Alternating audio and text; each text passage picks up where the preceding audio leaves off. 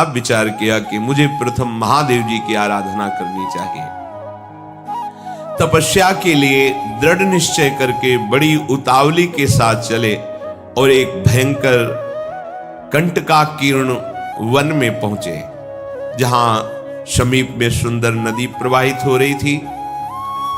हिमालय का शिखर है, पवित्र शीतल वायु चल रही है।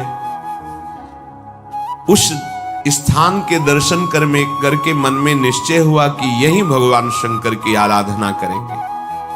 महातेजस्वी दृढ़ संकल्प वाले अर्जुन ने उस प्रदेश में तपस्या में संलग्न होने के लिए स्थान चयन किया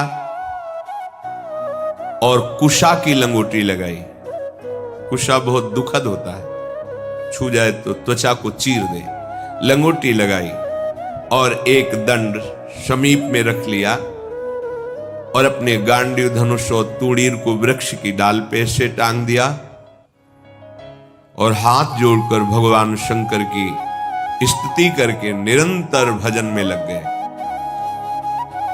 1 मास तक 3 दिन 3 रात कुछ नहीं खाना, उसके बाद सूखा पत्ता लेकर के पाना।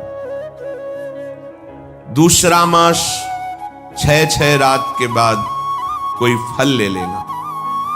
तीसरा महीना 15 दिन 15 रात व्यतीत होने के बाद एक बार कुछ फल ले लेना। चौथे महीने में केवल जल पीकर रहना, फिर जल भी छोड़कर केवल वायु श्वास बस। निरंतर महादेव जी के चिंतन में निमग्न, दोनों भुजाएं उठाए हुए, कोई सहारा नहीं, पैर के अंगूठे के अग्रभाग पर खड़े होकर के भगवान शिव के मंत्र का जप करते हुए आकाश की तरफ दृष्टि रखे हुए एकाग्र चित्त से उपासना कर रहे हैं। तदनंतर अर्जुन की भयंकर तपस्या को देख करके वहां रहने वाले जितने ब्रह्म ऋषि थे सब भगवान पिनाक पाणी महादेव जी के समीप गए और महादेव जी को प्रणाम करके कहा, देवाधिदेव, अर्जुन आपके लिए महान तपस्या से युक्त होकर के उपासना कर रहे हैं। हिमालय के पृष्ठभाग में स्थित होकर ऐसी उग्र तपस्या कर रहे हैं कि यदि आपने उनको सांत्वना न दी जो वो चाहते हैं तो दिशाओं में आग पैदा हो जाएगी उनके तप से। हे देव देवेश्वर, हम लोग कुछ समझ नहीं पा रहे हैं कि उनको कैसे शांत करें। वे अपनी तपस्या का संताप प्रकट कर रहे हैं। हम महर्षि जन चिंतित हैं कि यदि वो ऐसी तपस्या में रहे तो आग पैदा हो जाएगी। जैसे ध्रुव जी ने अपनी प्राणवायु बंद कर ली तो त्रिभुवन की प्राणवायु बंद हो गई, तत्काल भगवान को आना पड़ा। पवित्र चित्त वाले इन महर्षियों की जो सदा सबको सुख देने में तत्पर रहते हैं, उनकी बात सुनकर भगवान देवाधिदेव महादेव ने कहा, महर्षियों, मुझे पता है, तुम विषाद मत करो। अर्जुन की तपस्या किसी को कष्ट देने के लिए नहीं है। अर्जुन के मन में जो संकल्प है वो मैं जान रहा हूं। वो किसी लोकांतर के भोग की इच्छा से तपस्या नहीं कर रहे हैं। उन्हें जो पाना है वो मैं प्रदान करूंगा। तुम सब शांत चित्त होकर अपने अपने भजन में लगो जाकर।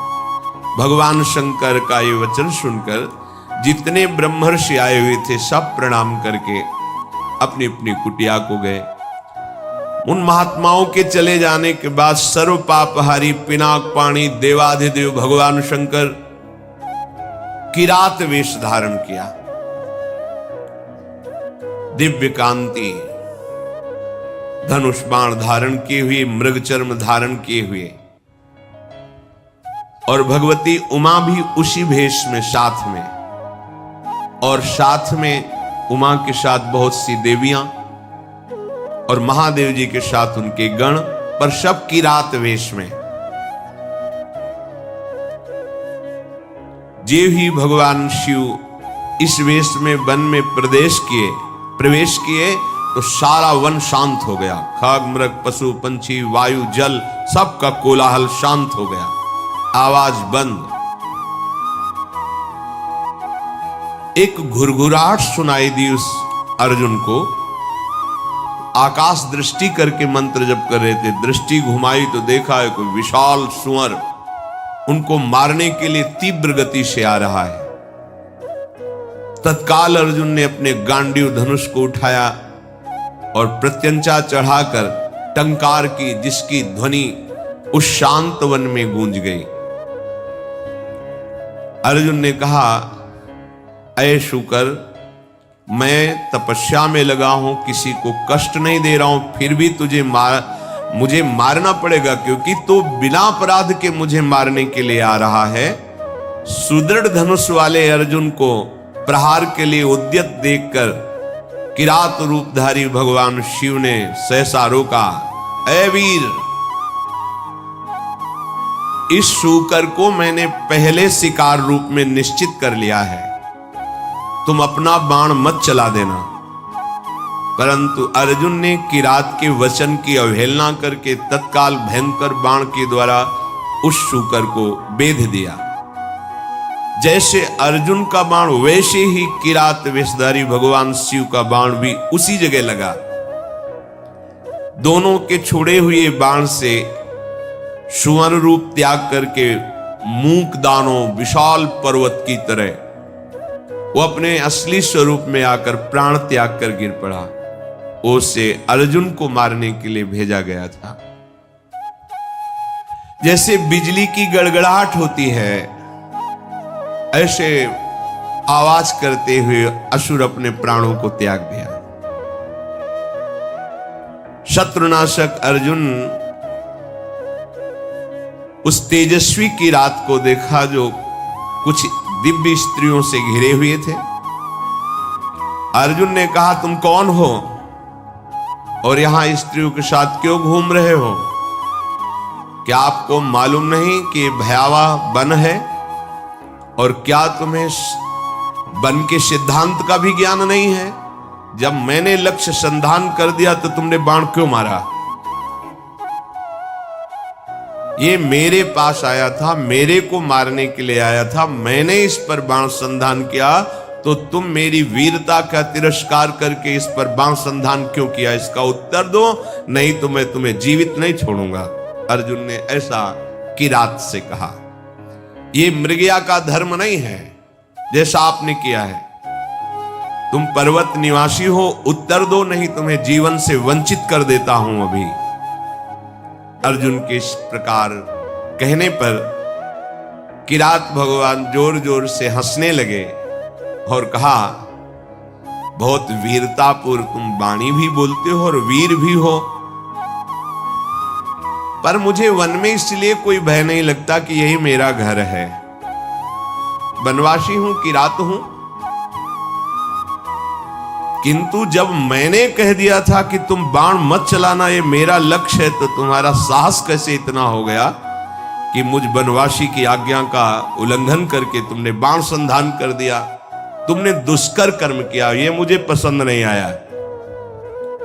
और तुम जो कहते हो कि मुझे जीवन से हाथ धोना पड़ेगा, तो पहले बल का निर्णय कर लेना चाहिए, फिर बाद में निश्चय होना चाहिए। तुमने हमारे बल का निर्णय तो किया नहीं। क्या तुम जानते हो हम में कितना बल है? किरात वेशधारी भगवान ने कहा। अर्जुन ने कहा, तुम्हारे जानने की हमें कोई आवश्यकता नहीं है, मुझे तुम जान लो। मेरा नाम अर्जुन है, मैं गांडीव धनुष को धारण करता हूं, और जब गांडीव मेरे हाथ में हो तो त्रिभुवन में कोई ऐसा नहीं जो मुझे परास्त कर सके। ये हिंसक रूप धारण करके दैत्य मुझे मारने आया था, मैंने इसे मार गिराया, अपराध आपका है। आपने मेरे लक्ष्य पर बाण क्यों मारा?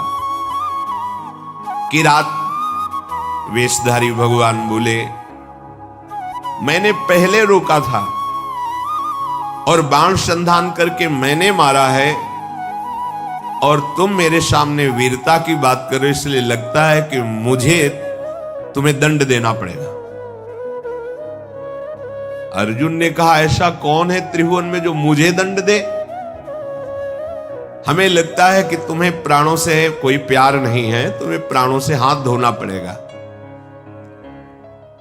भगवान ने कहा, तुम्हें बल का घमंड है क्या? तुम दूसरों को निर्बल समझते हो क्या? हमें लगता है तुम्हें शक्ति का और बल का गर्व है, तो धैर्यपूर्वक हमारे सामने तुम अपना बल प्रदर्शन करो, मैं खड़ा हूं। पर जब मैं बाण छोड़ूंगा तो तुम खड़े नहीं रहोगे। किरात की ये बात सुनकर अर्जुन को बड़ा क्रोध है कि एक वनवासी किरात हमको ललकार रहा है। तत्काल भगवान शिव का ध्यान करके बाणों का संधान प्रारंभ किया। जितने भी बाण जा रहे हैं उस कोई घाव नहीं पैदा करे, सब लीन होते जा रहे हैं। और बार बार किरात कह रहे और संधान कर। अर्जुन को समझ में नहीं आ रहा कि आज तक तो ऐसा नहीं हुआ। बाण गया, अक्षय तूणीर है, बाण गया, लक्ष्य वेदा तूणीर पे आ गया है। ये तो लीलता जा रहा है। बाण जहां जा वो अंतर्ध्यान उन्हीं के शरीर में होता जा रहा है। अर्जुन ने बाणों की वर्षा झड़ी लगा दी। भगवान जो किरात वेश में कोई चेष्टा नहीं करे, जहां बाण जाता है वहीं समा जाता है, अंतर्धान हो जाता है।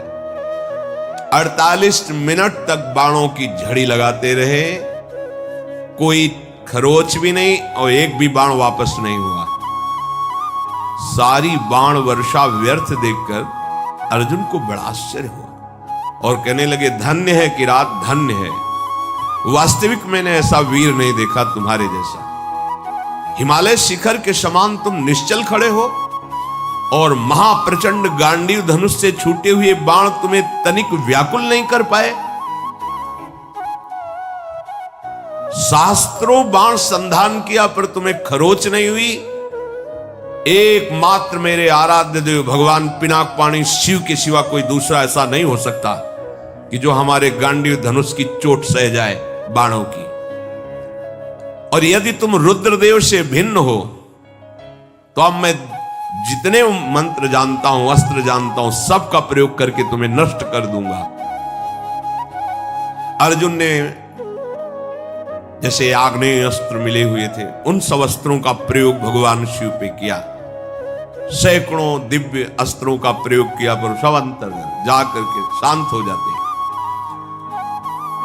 भगवान किरात वेशधारी हंसते हुए बोले, और करो, और बाणों का संधान करो। अर्जुन ने देखा अब तूणीर में एक भी बाण नहीं रह गया। उन्होंने विचार किया कि भगवान अग्निदेव जी के द्वारा ये दिए हुए खांडोप्रस्थ जलाने के लिए तूणीर थे, इनका अक्षय शब्द नाम है, अर्थात कभी खाली ही नहीं होंगे। तो कर्तुम अकर्तुम अन्यथा कर्तुम सर्व समर्था सा ईश्वरा, देवों के भी देव महादेव। एक भी बाण तूणीर में नहीं बचा, सारे बाण नष्ट हो गए। अब मैं क्या करूं? ये तो मेरे बाणों को ही लील जा रहा है, तो मैं इस प्रचंड बलशाली धनुष के प्रहार से मारूंगा, धनुष की कोटि से। ऐसा विचार करके अर्जुन ने अपने प्रचंड गांडीव धनुष से प्रहार किया। गांडीव धनुष भी लीन हो गया किरात के शरीर में। कूद पड़े अर्जुन और अपने घूंसे से प्रहार किया। भगवान शिव शांत खड़े हैं। एक तलवार थी अर्जुन के पास जो पर्वतों को भी काट सकती थी। भगवान शिव पे मारा तो कुंठित होकर गिर गई, कहीं खरोच भी नहीं। बड़ा कि आखिरकार अब कैसे इन पर विजय प्राप्त करें। किरात रूपधारी जो भगवान थे, भगवान ने कहा भी वृक्ष है, शिला है, इनसे प्रहार करो। कुंती कुमार अपने बल से पर्वत की शिलाएं उठाकर प्रहार करते हैं, कोई फर्क नहीं। अब भगवान शिव ने कहा हो गया, अब हम प्रहार करते हैं, तुम सहो। दौड़ करके किरात ने अर्जुन को अपनी भुजाओं में फंसाया और मुष्टि प्रहार किया। बड़ा भयंकर शब्द हुआ, अर्जुन का अंग अंग टूटने लगा भगवान शिव के घूंसे के प्रहार से, मानो उनकी भुजाओं में मूर्छित हो रहे हैं। देवादिदेव महादेव जी के अंगों से फिर भी प्रयास करके वो लड़ रहे हैं। एक एक अंग उनका टूट रहा है। वो मन में विचार करे आज तक ऐसा